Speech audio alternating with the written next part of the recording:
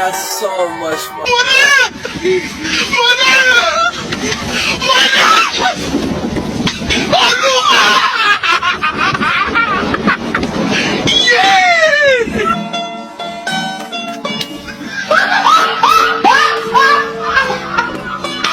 Are you ready, kids? Aye, aye, Captain! I can't hear you. Aye, aye, Captain! Oh!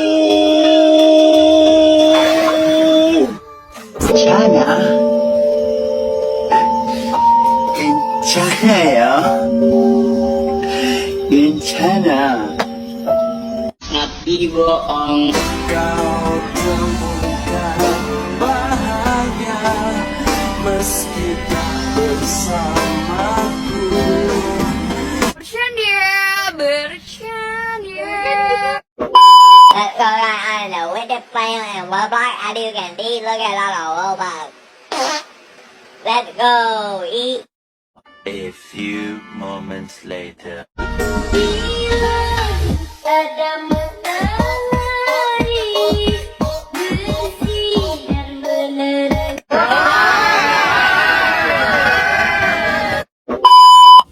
Nah, gede nih dah nih.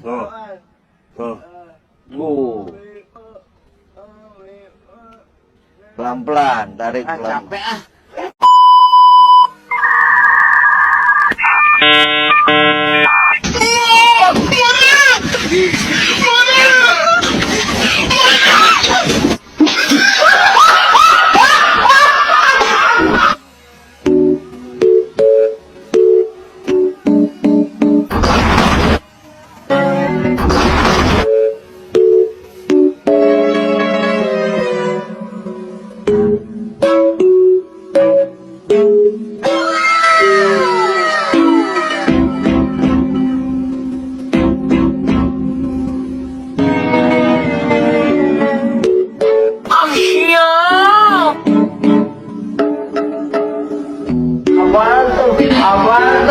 Apaan tuh?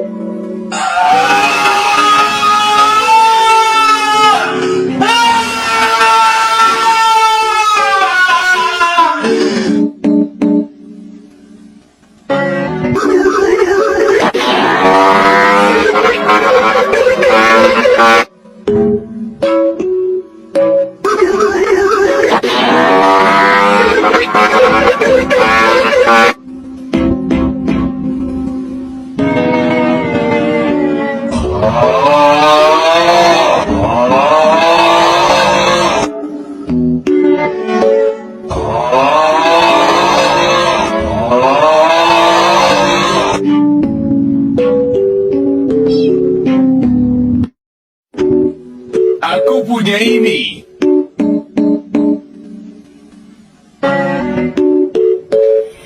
Yeah, boy.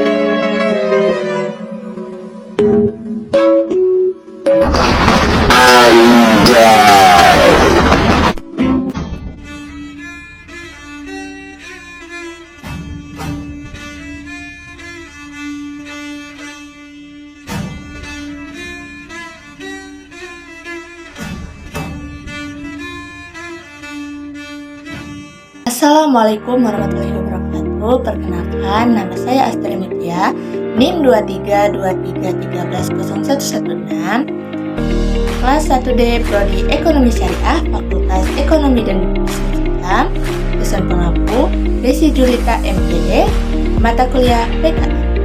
Di sini saya akan menjelaskan video pembelajaran tentang filsafat Pancasila. Sebelum kalian simak materi di bawah ini, kalian sudah tahu belum apa sih filsafat Pancasila itu? Nah, yang belum tahu, silahkan ikutin terus ya. Bye-bye.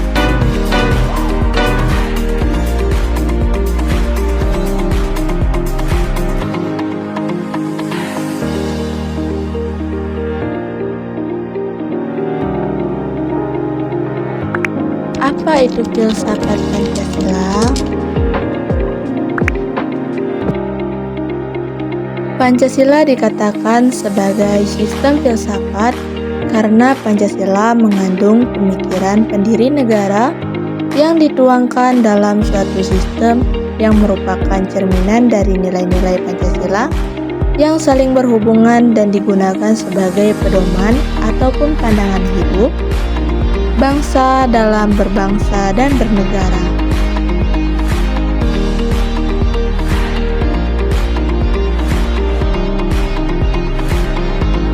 Filsafat Pancasila adalah suatu dasar negara serta filsafat bangsa dan negara Republik Indonesia yang terdiri dari 5 sila, yaitu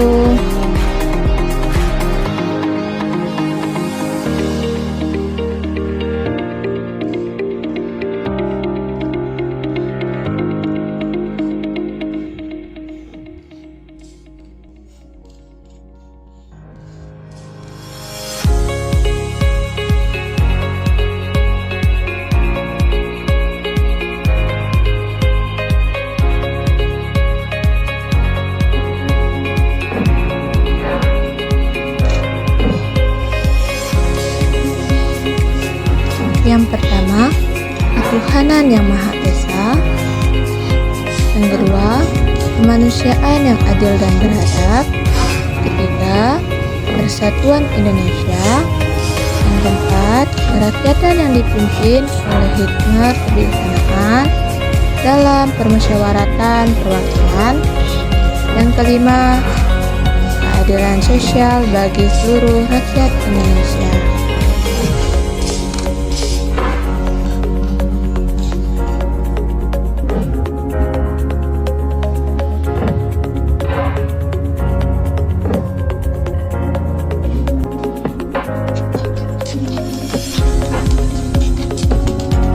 Beberapa fungsi filsafat Pancasila.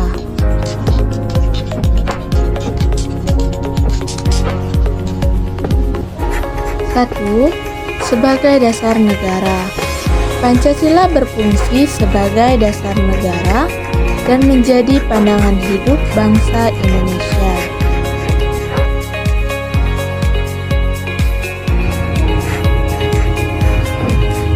Yang kedua, sebagai sumber hukum.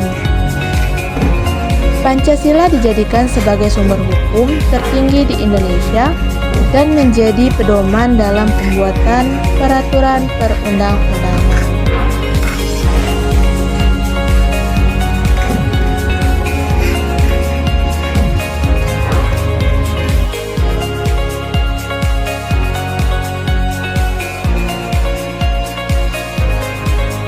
Yang ketiga, sebagai ideologi bangsa.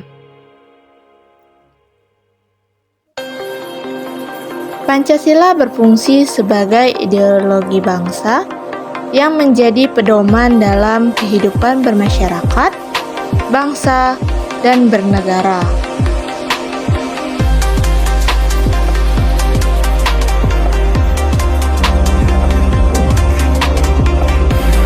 Yang keempat, sebagai menjaga keutuhan dan pemersatuan bangsa.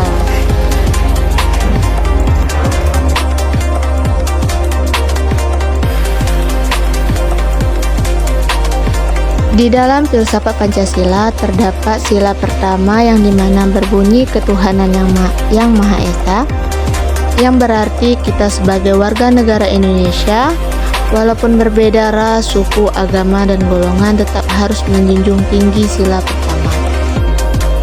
Sila pertama mengajarkan kita untuk sikap saling menghormati, menghargai, toleransi, serta terjalinnya kerjasama antara pemeluk-pemeluk agama dan penganut kepercayaan yang berbeda-beda, sehingga dapat tercipta dan selalu terbinanya kerukunan hidup di antara sesama umat beragama.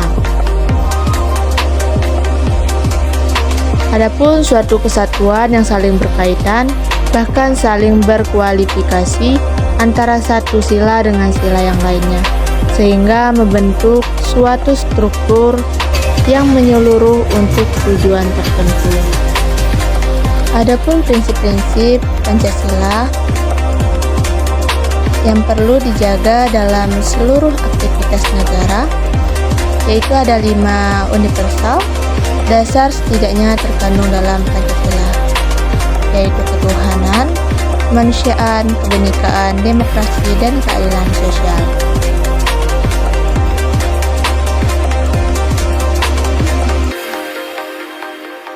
Pancasila sebagai dasar negara menjadi pandangan dasar warga negara.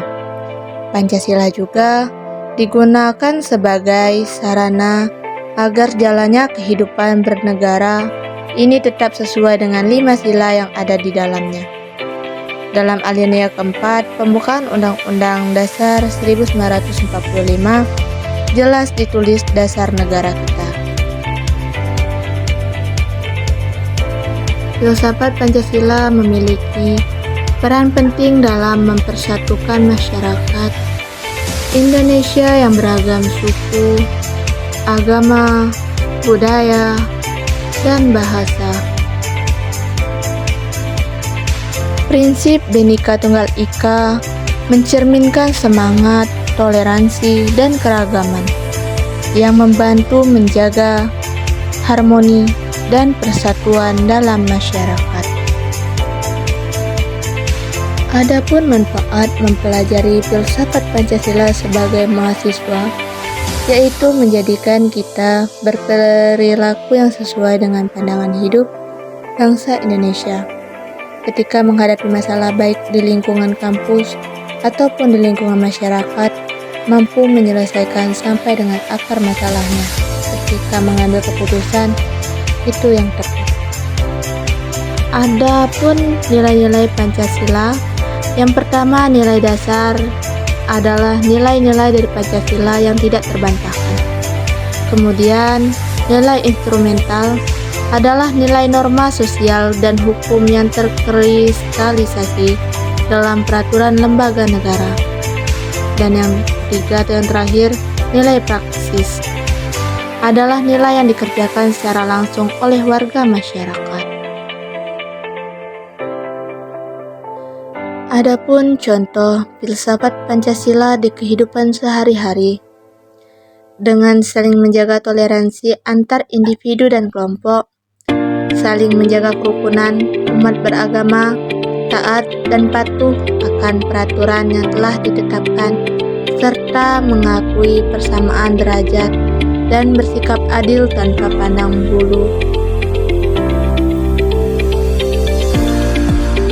Apa saja contoh Pancasila sebagai pandangan hidup bangsa? Yang pertama, senantiasa saling tolong-menolong, senantiasa berani untuk rela berkorban, senantiasa bangga dan mencintai keberagaman yang ada di Indonesia, mulai dari bahasa dan budaya, senantiasa bangga dan mencintai karya-karya anak bangsa. Contoh lain dari pendekatan filsafat yang digunakan untuk menganalisis nilai-nilai Pancasila sebagai Cognitivus Objectivus adalah pendekatan eksistensialisme.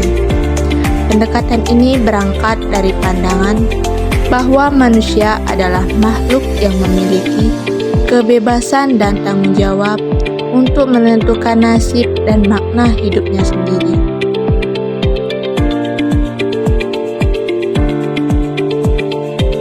Adapun peran Pancasila sebagai sistem filsafat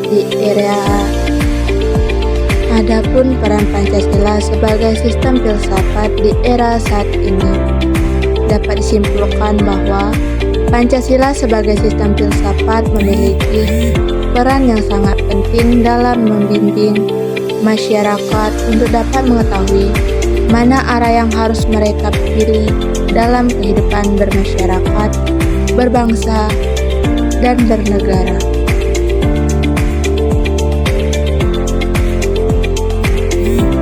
Ada dua alasan mengapa sistem filsafat sangat diperlukan dalam kehidupan Pancasila, yaitu pertama, agar dapat diberikan pertanggungjawaban rasional dan mendasar mengenai sila-sila dalam Pancasila sebagai prinsip-prinsip politik. Dan yang kedua, agar dapat dijabarkan lebih lanjut sehingga menjadi operasional dalam bidang-bidang yang menyangkut hidup bernegara. Adapun karakteristik filsafat Pancasila yaitu bahwa sila-sila dalam Pancasila merupakan satu kesatuan sistem yang utuh dan bulat atau integral sebagai suatu totalitas. Dengan kata lain, Pancasila dalam sistematika bersifat integral, saling menjiwai dan dijiwai satu sama lain. Karakteristik berpikir filsafat berdasarkan ketiga sumber tersebut dapat disimpulkan bahwa karakteristik berpikir filsafat meliputi harus sistematik, bersifat universal, radikal, rasional, menyeluruh, kohen, konseptual, bebas, dan bertanggung jawab. Adapun beberapa pengertian filsafat Pancasila menurut para ahli. Yang pertama, Insinyur Soekarno. Menurut Insinyur Soekarno, filsafat Pancasila merupakan filsafat asli dari Indonesia yang diambil dari budaya dan tradisi Indonesia. Menurut Soekarno, ketuhanan adalah asli berasal dari Indonesia, sedangkan keadilan sosial terinspirasi dari konsep Ratu Adil. Soekarno tidak pernah menyinggung atau mempropagandakan persatuan. Yang kedua, menurut Soeharto.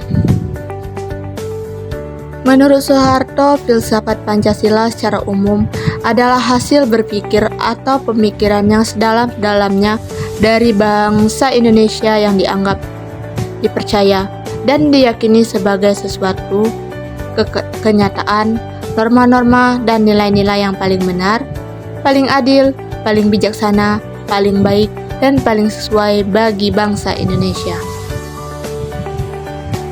Selanjutnya yaitu menurut Roslan Abdul Ghani.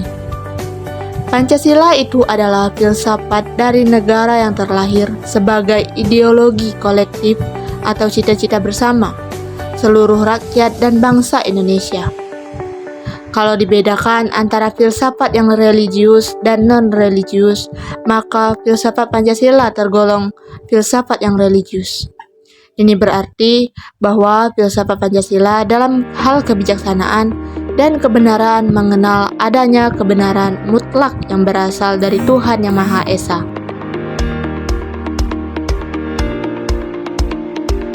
Adapun menurut Noto Nogoro, filsafat Pancasila memberikan pengetahuan dan pengertian ilmiah mengenai hakikat Pancasila.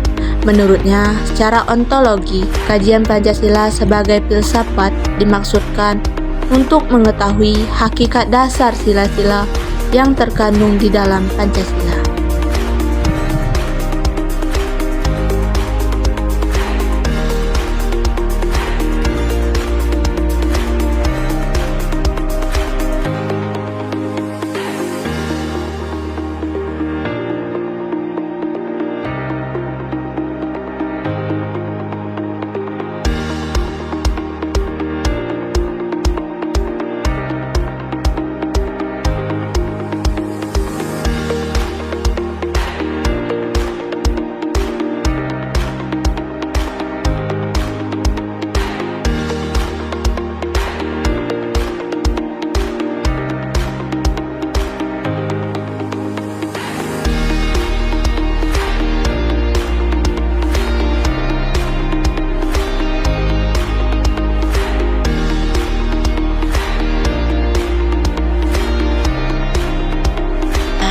Tadi penjelasan filsafat Pancasila. Apa sih yang dapat kalian pelajarin dari nonton video ini tadi yang tentang filsafat Pancasila? Tolong berikan masukan ya. Saya juga sebagai pembuat video, saya akui masih banyak kesalahan maupun kekurangan. Saya mohon maaf. Saya akhiri. Wassalamualaikum warahmatullahi wabarakatuh.